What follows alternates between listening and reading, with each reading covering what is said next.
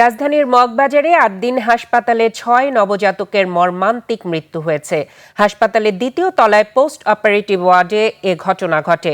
প্রাথমিকভাবে এসির গ্যাস লাইনের লিকেজ কিংবা অন্য কোনো যান্ত্রিক ত্রুটির কারণে এ ঘটনা ঘটে থাকতে পারে বলে ধারণা করা হচ্ছে। ৭২ ঘন্টার মধ্যে তদন্ত প্রতিবেদন হাতে পেয়েই নেওয়া হবে ব্যবস্থা, এমন ঘোষণা স্বাস্থ্য অধিদপ্তরের। ওয়াসিম খানের ক্যামেরায় সাদাত হাবিবি সেতুর রিপোর্ট। নগদ নিয়ে এলো হার না মানা হার অফার। সর্বনিম্ন ১০,০০০ টাকা রেমিটেন্স নগদে পাঠালে থাকছে স্বর্ণের হার জেতার সুযোগ।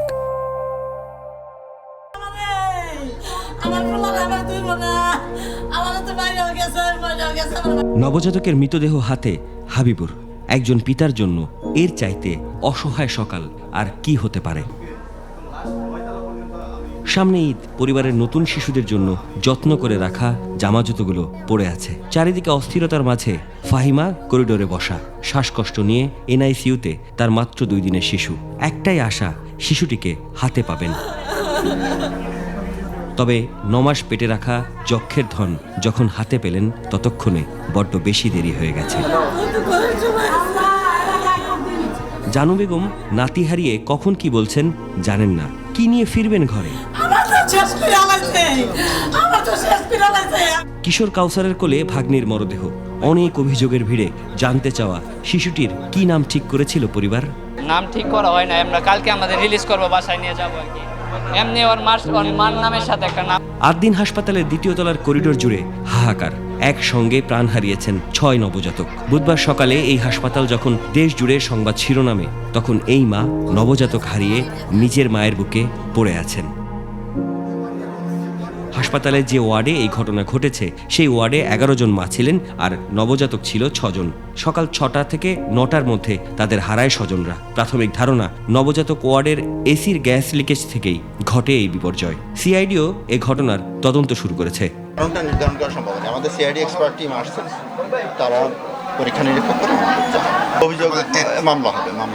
হাসপাতাল কর্তৃপক্ষের দাবির বিপরীতে ২১ ক্যামেরায় ধরা পড়ে কত অস্বাস্থ্যকর ছিল হাসপাতালের পোস্ট অপারেটিভ সেন্টার। এসির পানিতে ভেসে রয়েছে ফ্লোর। এখানেই প্রায় ৩ থেকে ৬ ঘন্টার বেশি সময় শিশুগুলো কাতরেছে। অসুস্থ হয়ে পড়ার পর তাদের এনআইসিইউতে নেওয়া হয়েছিল, যেখানে চিকিৎসাধীন অবস্থায় একে একে তাদের মৃত্যু হয়।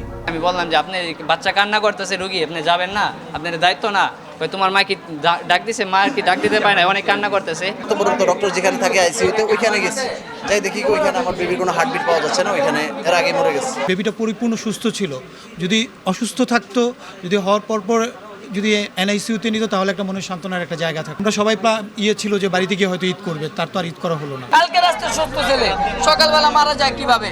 স্বজনদের অভিযোগ, রাতে শিশুদের কান্না আর অস্থিরতা দেখে বারবার বলেও সাড়া মেলেনি। ওয়ার্ডে পর্যাপ্ত চিকিৎসা কর্মী ছিলেন না এবং দীর্ঘ সময় ধরে শিশুদের অসুস্থতার লক্ষণ দেখা দিলেও দ্রুত ব্যবস্থা নেওয়া হয়নি।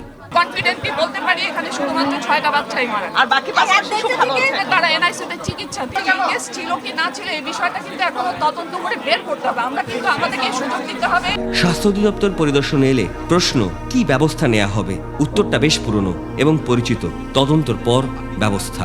আগামী ৭২ ঘন্টার মধ্যে, ৩ দিনের মধ্যে ওনারা রিপোর্ট দিবেন এবং এই রিপোর্ট অনুযায়ী মন্ত্রণালয় এবং অধিদপ্তর যথাযথ ব্যবস্থা নেবেন। এই মৃত্যুর পিছনে দায়ী কে? গ্যাস লিকেজ নাকি হাসপাতাল কর্তৃপক্ষের অবহেলা? সেই উত্তর আসবে তো তদন্ত প্রতিবেদনে, নাকি আর একটা ইস্যুর অপেক্ষা? এরপর দিব্যি ভুলে যাওয়া ২৭ মে সকাল। সাদাত হাবিবি সেতু, ২১ টেলিভিশন, ঢাকা।